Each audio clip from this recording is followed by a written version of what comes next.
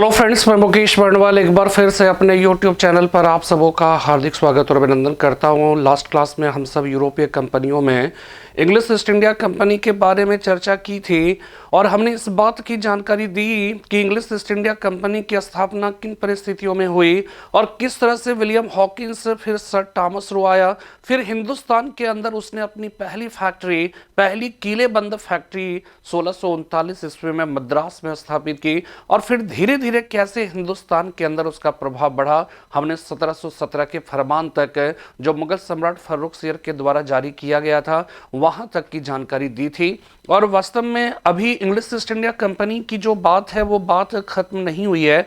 अभी इसके बाद जब हम अन्य यूरोपीय कंपनी यानी डेनिश ईस्ट इंडिया कंपनी और फ्रेंच ईस्ट इंडिया कंपनी इन दोनों के बारे में जानकारी प्राप्त कर लेंगे तो इसके बाद फिर एक अलग से सेगमेंट चलेगा इंग्लिश ईस्ट इंडिया कंपनी और बंगाल का नवाब, इंग्लिश ईस्ट इंडिया कंपनी और Mysore, English East India company और मराठा। तो इस तरह से हम फिर से एक बार उधर इंग्लिश ईस्ट इंडिया कंपनी के बारे में बात करेंगे। आज के इस क्लास में हम सब डेनिश ईस्ट इंडिया कंपनी के बारे में, जो कि एक बहुत ही छोटा सा टॉपिक है, उसके बारे में बात करेंगे।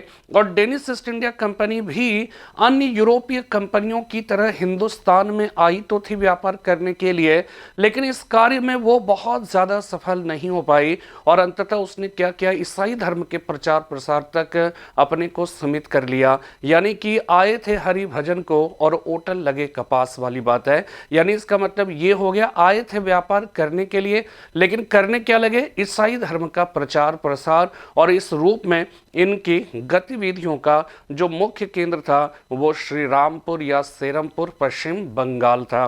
तो इस तरह से डेनिश ईस्ट इंडिया कंपनी जो डेनमार्क की कंपनी थी, जो भारत में व्यापार करने आई, उसकी स्थापना 1616 ईस्वी में हुई थी। हिंदुस्तान के अंदर आई व्यापार करने के लिए, लेकिन इस कार्य में सफल नहीं हो पाई। इसी के बारे में हम आज की इस क्लास में जिक्र करेंगे, बात करेंगे। और ये छोटा सा टॉपिक है, बहुत बड़ा टॉपिक नहीं है, क्योंकि इसने भारत के अंदर कोई बहुत बड़ी, आप कह सकते हो, व्यापारिक ना तो गतिविधियां प्रारंभ की और ना ही इनकी वजह से व्यापारिक दिक्कतें हिंदुस्तान के सम्मुख उपस्थित हुआ या फिर अन्य यूरोपीय कंपनी, चाहे वो इंग्लिश ईस्ट इंडिया चाहे फ्रांसीसी ईस्ट इंडिया कंपनी हो, इसके लिए इसने कोई गंभीर चुनौती उत्पन्न नहीं की। ठीक है, तो सबसे पहले डेनिश ईस्ट इंडिया कंपनी, जिसके बारे में आपको पता है कि ये कहां की कंपनी है, डेनमार्क की कंपनी है।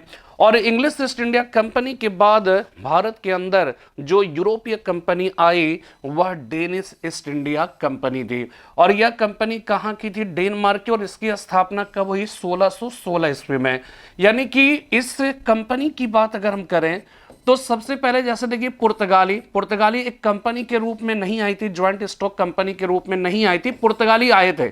यूरोपियनों में हिंदुस्तान में सबसे पहली बार आगमन पुर्तगाली का हुआ, लेकिन पुर्तगाली एक कंपनी के तौर पे नहीं आए थे। कंपनी के तौर पर आने वाली पहली कंपनी अगर बात आएगी तो वो डच ईस्ट इंडिया कंपनी है।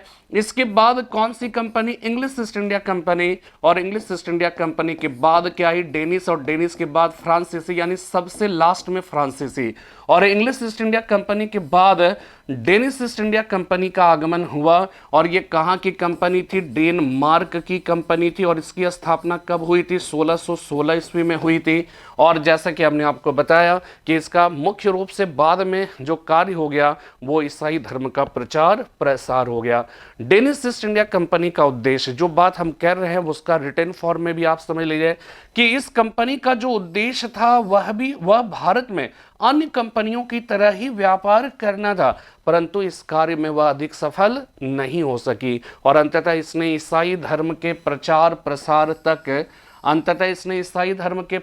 प्रसार तक अपने को सीमित कर लिया। और इस रूप में इसकी गतिविधियों का जो मुख्य केंद्र था वो सेरमपुर या श्री रामपुर पश्चिम बंगाल था। अक्सर आप किताब जब पढ़ेंगे तो उसमें पढ़ते होंगे, जब टेक्स्ट बुक या एनसीईआरटी वगैरह पढ़ते होंगे। वैसे मुझे नहीं लगता कि आप लोग टेक्स्ट बुक पढ़ते होंगे।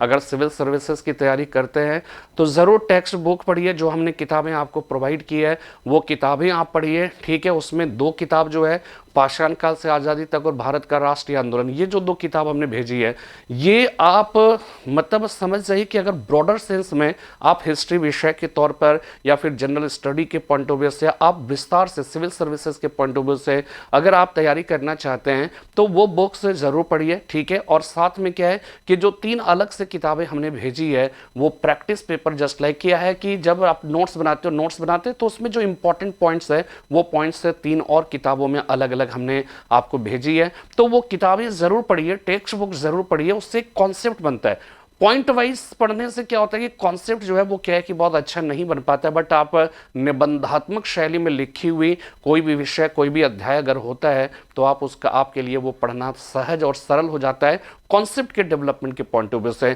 तो यहाँ पे इस बात को समझना है कि डेनिश ईस्ट इंडिया कंपनी भी अन्य धर्म की तरह आई थी, अन्य कंपनी की तरह भारत में व्यापार करने आई थी, लेकिन इसमें सफल नहीं और ईसाई धर्म के प्रचार प्रसार तक अपने को सीमित कर दिया। और ये ध्यान रखिएगा कि सेरमपुर जो मिशनरी है वो वास्तव में डेनिश ईस्ट इंडिया कंपनी की ही एक प्रकार से प्रायोजित जो है मिशनरी हुआ करते थे। और इसमें क्या हुआ, ईसाई धर्म का प्रचार प्रसार तो किया, लेकिन साथ में हिंदुस्तान के अंदर ये ध्यान रखना है कि महिलाओं को जो शिक्षित करने के जो प्रयास है वो प्रयास सेरमपुर के मिशनरियों ने उसमें बहुत बहुत महत्वपूर्ण भूमिका अदा की। यानी कि भारत में ईसाई धर्म का प्रचार प्रसार मकसद था, लेकिन आप हमेशा से देखिएगा कि ईसाई मिशनरी ईसाई धर्म के प्रचार प्रसार तक कुछ न कुछ जो है सामाजिक ऐसे कार्य करते थे जिससे निश्चित रूप से जो है भारतीयों को, जो दबे कुचले, जो सहमे, जो पिछड़े जो लोग थे, उन लोगों को हेल्प होता था और फिर वो आसानी से कन्वर्ट हो जाते थे।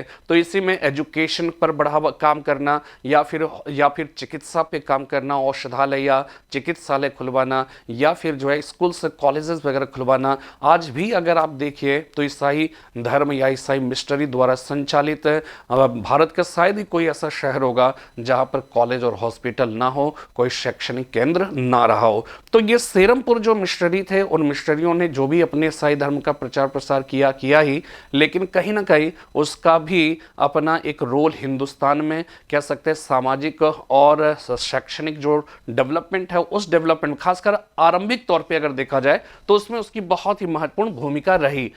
अब देखिए डेनिश ईस्ट इंडिया कंपनी की अगर हम सेटलमेंट की बात करें, कोठी के बारे में हमने आपको बताया था कि इसी के लिए जो शब्द आएगा वो क्या आएगा, फैक्ट्री आएगा, ठीक है। इसी के लिए एक और शब्द प्रयोग होता है, कारखाना, ठीक है। तो इस तरह से अब हमें यह समझना है कि डेनिश ईस्ट इंडिया कंपनी की जो कोठी थी वो कोठी क्या थी। डेनिश ईस्ट इंडिया कंपनी का भारत के अंदर पहली फैक्ट्री याद रखिएगा, तंजौर जिले के ट्रैंक्वे वॉर में 1620 ईस्वी में स्थापित हुई।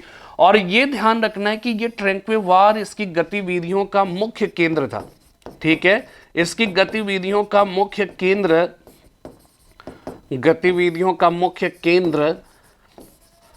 केंद्र था ट्रैंक्वे वॉर में 1620 ईस्वी में स्थापित हुई। बाद में बंगाल के सेरमपुर या श्रीरामपुर में अपनी दूसरी फैक्ट्री की स्थापना की। सेरमपुर भारत के अंदर उसकी गतिविधियों का मुख्य केंद्र बना, किस पॉइंट ऑफ व्यू से बना, ईसाई धर्म के प्रचार प्रसार के दृष्टिकोण से। 1745 ईस्वी में इस कंपनी ने अपनी सभी फैक्ट्रियां ब्रिटिश कंपनी को बेचकर यहां से चली गई, ठीक है। इसको अगर एक नक्शे के थ्रू पे समझना है तो आप यहां पे देखेंगे कि ट्रैंक्वे वॉर जो है वो क्या है कि केरल तमिलनाडु, ये तमिलनाडु का हिस्सा है। ये ट्रैंक्वे वॉर यहां पे देखिए लिखा हुआ है, ठीक है। ये जो है हिस्सा, ये जो है ट्रैंक्वे वॉर यहां पे लिखा हुआ है। और ये ट्रैंक्वे वॉर जो है वो किसकी गतिविधियों का मुख्य केंद्र था, ये हमेशा ध्यान रखिएगा, डेनिश ईस्ट इंडिया कंपनी की, ठीक है। इसी प्रकार यहां पर देखिए सेरमपुर, यहां पे ये सेरमपुर वेस्ट बंगाल है और सेरमपुर वेस्ट बंगाल भी जो है ये डेनिश ईस्ट इंडिया कंपनी की गतिविधियों का केंद्र है। और ये नक्शा हमने विकिपीडिया से लिया है, ठीक है। विकिपीडिया को इसके लिए तहे दिल से शुक्रिया अदा करते हैं। और ये बहुत ही अच्छा जो है वो क्या है कि मैप है जिसके संबंध में आप समझ सकते हैं। यहाँ पे देखिए सूरत में अंग्रेजों की जो है पश्चिमी भारत में पहली फैक्ट्री थी और मसूलीपट्टनम में उसकी दूसरी फैक्ट्री, ठीक है। मसूलीपट्टनम जो है इसकी पहली फैक्ट्री यहां पे थी, 1611 में ही स्थापित हुआ था और 1613 ईस्वी में सूरत में स्थापित हुई थी। जो पश्चिमी भारत में पहली और पूरे भारत में दूसरी थी, लेकिन अगर उसके वाणिज्यिक और व्यापारिक गतिविधियों के दृष्टिकोण से देखा जाए तो मछलीपट्टनम की तुलना में सूरत उसकी प्रथम व्यापारिक गतिविधियों का केंद्र था। यहां पर एक्टिवली जो है उसके वर्क जो है वो क्या है कि होते थे। ठीक है, इसके बाद गोवा की बात करिए, बेसिन की बात करिए, दमन दीव, इन सब की बात करिए तो ये सब हो जाएगा पुर्तगालियों की गतिविधियों का केंद्र। ठीक है, पुर्तगालियों की गतिविधियों का एक और महत्वपूर्ण केंद्र ध्यान रखना है कि वो क्या हो जाएगा, वो हो जाएगा हुगली। हुगली भी जो है बंगाल के क्षेत्र में अगर देखा जाए तो हुगली पुर्तगालियों की गतिविधियों का मुख्य केंद्र था। ये चिनसूरा है। चिनसूरा की अगर हम बात करें, ये चिनसूरा किसकी गतिविधियों का केंद्र हो जाएगा, डचों का। ठीक है, डचों का चिनसूरा, और डचों ने चिनसूरा में जिस एक किले का निर्माण किया था उसको गुस्तावुल का किला कहा जाता है। गुस्तावुल का किला कहकर पुकारा जाता है और यह चिनसूरा में स्थापित किया गया था डचों के द्वारा। और डच बंगाल में डचों की गतिविधियों का जो मुख्य केंद्र था वो चिनसूरा था। ठीक है, वो चिनसूरा हो जाएगा। तो ये सब कुछ इंपॉर्टेंट चीजें, जैसे कालीकट देखिए, कालीकट जो है ये पुर्तगाली यहाँ पे आए थे। और अगर हम पांडिचेरी की बात करें, ठीक है, पांडिचेरी की गतिविधियों का यानी कि ये फ्रांसीसियों की गतिविधियों का मुख्य केंद्र था, तो एक पांडिचेरी हो जाएगा। इसी प्रकार एक यहाँ पर आंध्र प्रदेश में देखिए ये यनाम है, यनाम हो गया, इसके बाद पांडिचेरी हो गया, इसके बाद कराईकल हो गया और माहे, ये चारों जो है फ्रांसीसी गतिविधियों का मुख्य केंद्र था।